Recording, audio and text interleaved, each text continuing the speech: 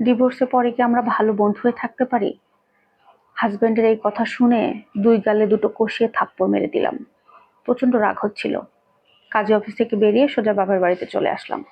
বাপের বাড়িতে এসে ওর সাথে আমি আর কোনো যোগাযোগ করিনি, কারণ কোনো ইচ্ছা রুচি আমার কোনোটাই ছিল না।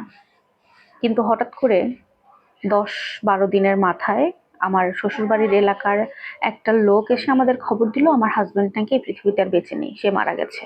কথাটা শোনা মাত্র আমার পুরো পৃথিবী যেন এলোমেলো হয়ে গেল। মনে হলো আমার পায়ের নিচ থেকে মাটি সরে গেল। আমি এক ছুটে আমার শ্বশুরবাড়িতে গেলাম।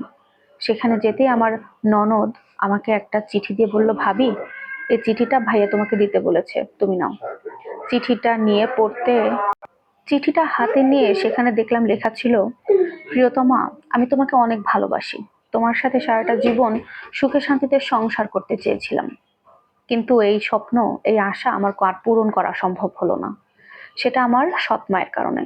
কারণ আমার সৎ মা আমার সমস্ত সম্পত্তি, টাকা পয়সা, ব্যাংক ব্যালেন্সের আশায় লোভে পড়ে আমাকে কালো জাদু করেছিল, যেটার কারণে ধীরে ধীরে আমি অসুস্থ হই। তারা চেয়েছিল আমাকে মেরে ফেলে আমার সমস্ত কিছু আত্মসাৎ করবে। তোমার হয়তোবা মনে আছে, আমি গত ২ বছর ধরে খুব অসুস্থ। কোনো ডাক্তার কিন্তু আমার কোনো চিকিৎসা করতে পারছে না, রোগ ধরতে পারছে না। তাছাড়া এই ২ বছর ধরে আমি তোমার সাথে কারণে অকারণে খুব খারাপ ব্যবহার করেছি। সত্যি, এটা জানার পরে আমি খুব কষ্ট পেয়েছি। যেদিন আমি জানতে পারলাম আমার সৎ মা আমাকে কালো জাদু করেছে, সেদিন মনে হচ্ছিল আমি কাদের জন্য এত কিছু করেছি। যাকে নিজের মা মনে করতাম, সে আমার সাথে এমনটা করতে পারলো। অনেক বড় বড় হুজুর, বড় বড় আলেমকে আমি দেখিয়েছি, কিন্তু তারা বলেছে আমার যে কালো জাদু করা হয়েছে এটা অনেক আগে করা হয়েছে, প্রায় ২ বছর ধরে। এখন এটার কোনো প্রতিকার করা সম্ভব না। আমার হাতে খুব একটা বেশি সময় নেই, আমি যখন তখন এই পৃথিবীর মায়া ত্যাগ করতে পারি। তাই আমি সিদ্ধান্ত নিই আমার সমস্ত সম্পত্তি, ব্যাংক ব্যালেন্স আমি তোমার নামে করে দেবো, যা আছে সবকিছু। সেদিন তুমি এতটাই রাগে ছিলে, কাজে অফিসে তুমি কোন কাগজে সই করেছিলে, কি লেখা ছিল, পড়ার মতো ধৈর্য তোমার ছিল না। সেদিন আসলে আমাদের ডিভোর্স হয়নি। সেদিন যে কাগজে তুমি সই করেছিলে সেটা ছিল দলিলের কাগজ। আজ থেকে, সেদিনের পর থেকে কিন্তু তুমি এই সমস্ত কিছুর মালিক। এই বাড়ি, আমার টাকা পয়সা, ব্যাংক ব্যালেন্স, সম্পত্তি সবকিছু তোমার নামে।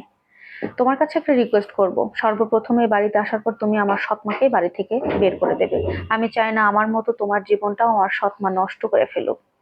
ওকে বের করে দিয়ে একটা ভালো ছেলের সন্ধান পেলে আমার বোনকে তার সাথে বিয়ে দিও। ও কিন্তু মানুষ হিসেবে খারাপ না। তোমার কাছে এতটুকুই চাওয়া।